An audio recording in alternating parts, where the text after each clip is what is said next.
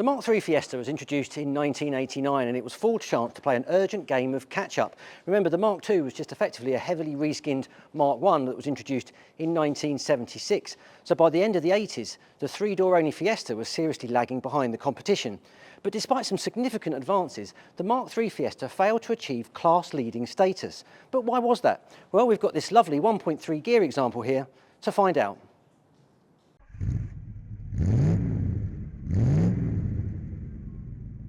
So here we go, Mk3 Fiesta. Slightly offset steering. So the Mk3 Fiesta was much anticipated, largely because it was a clean sheet design. The Mark I and Mark II Fiesta were, let's face it, largely the same car and had been in service for 13 years by the time the Mark III was finally ready for sale, and it righted one of the fundamental wrongs of the earlier cars in as much as it had a 16 centimetre longer wheelbase and could therefore be offered for the first time as a 5-door. A nice swoopy, more aerodynamic shape also brought it bang up to date. The boot was 45% bigger than the predecessor and it had a much bigger glass area, so much was made of trying to make the cabin look and feel much more spacious than the Mark II that it replaced. As ever, Ford weren't particularly adventurous on the engineering front. Most of the engines were either heavy evolutions or carryovers from before.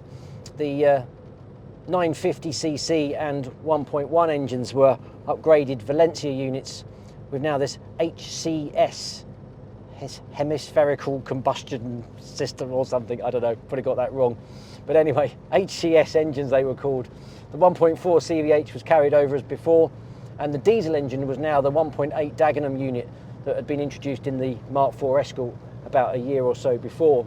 There was no cooking hot model straight away. That made do with a 1.6 CVH engine, the 1.6S model, complete with its white wheel trims. Buyers that wanted a significantly quicker car had to wait about a year for the XR2i with the fuel-injected CVH engine in it and its distinctive quadruple bumper spot lamps and blue pinstripes. Definitely looked the part, but it was by then a very ageing power plant, albeit, say, with fuel injection and 110 horsepower. If you wanted an even more cooking version, well, that came in the form of the Fiesta RS Turbo in about 1991.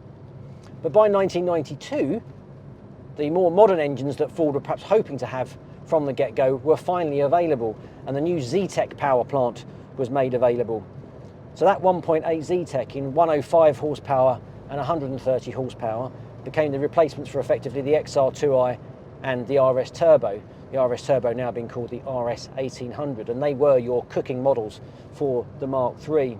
The suspension was all fairly humdrum really. McPherson struts up front, torsion beam bar suspension at the back, rack and pinion steering.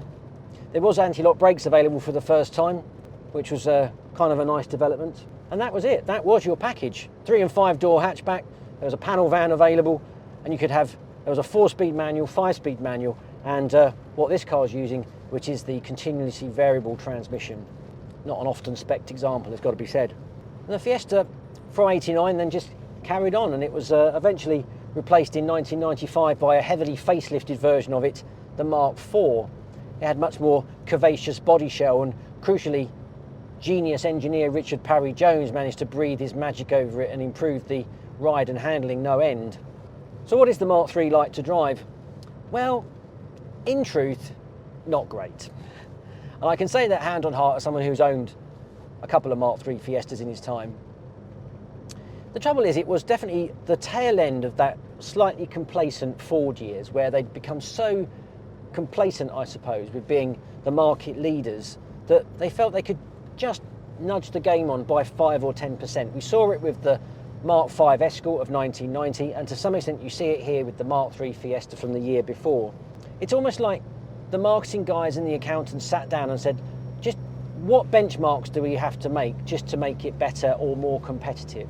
So they've obviously looked at the rest of the competition and made the wheelbase about the same, the boot space about the same, the engine range, the power outputs, the top speeds, the fuel economies. They've just ticked all of those boxes and made it, on paper, roughly on par with the cars it would be competing with in the day. So that would include things like the Fiat Uno and the Peugeot 205, the Renault 5 and then ultimately the Renault Clio, the Rover Metro.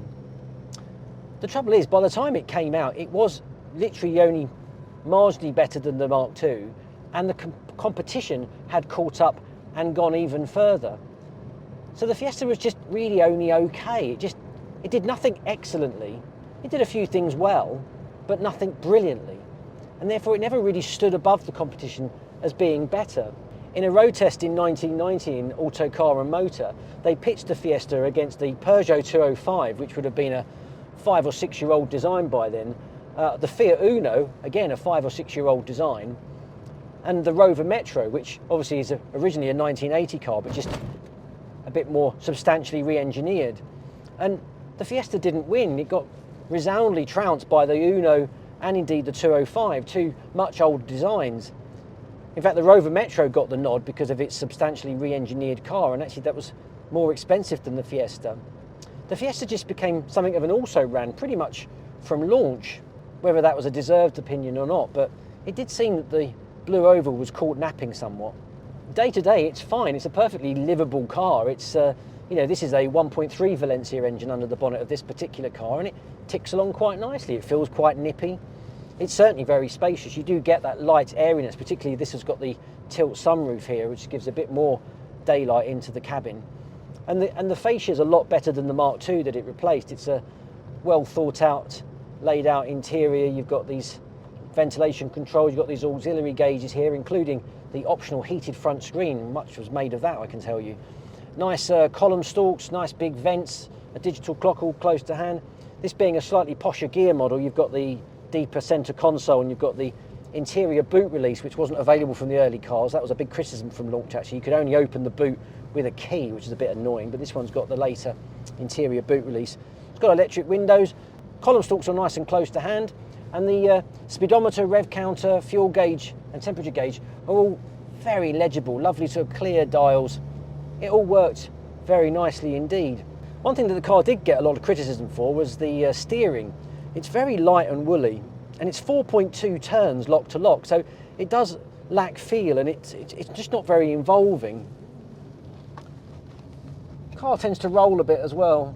It's not terrible, and it would almost be even more forgivable if the ride was good, but the ride's actually a bit crashy as well, so it doesn't really do that bit well either. I owned a 1.8 DL model for years, and it used to chew through ball joints because that heavy Dagenham diesel engine and potholed roads were not good bedfellows at all. And these early style door mirrors, they used to snap in car washes like there was no tomorrow. So yeah, I just think the problem with the Mark III Fiesta is that it didn't think ahead. It didn't try and be the best in class, but ultimately it didn't work. And that's a real shame, because I think Ford were caught napping as they were with the Mark V Escort. We've also done a road test on that, by the way. I think for me, this was one of the last cars that Ford launched where they thought they could just get away with doing the bare minimum. I think after that, there was a period of the 90s when engineering integrity, driving dynamics really stepped up a notch, and they could improve things no end. So the Mark IV car, which is based on this, actually is a decent car, and the Puma's then in turn derived from that as well, and that's also a very good car. So I guess the fundamentals were right. It was just the attention to detail that was lacking, that kind of extra 10% that makes a good car a great car. So I'll always fondly remember the Mark III Fiesta, but for me it's a stepping stone onto greater things. They're getting rare now, of course, so for that alone they've got that intrigue factor. But yeah, there'll always be that sense that Ford kind of just missed the boat. They made up for lost ground at a later date, but the Mark III Fiesta, as lovable as it is flawed. Lovable, but flawed.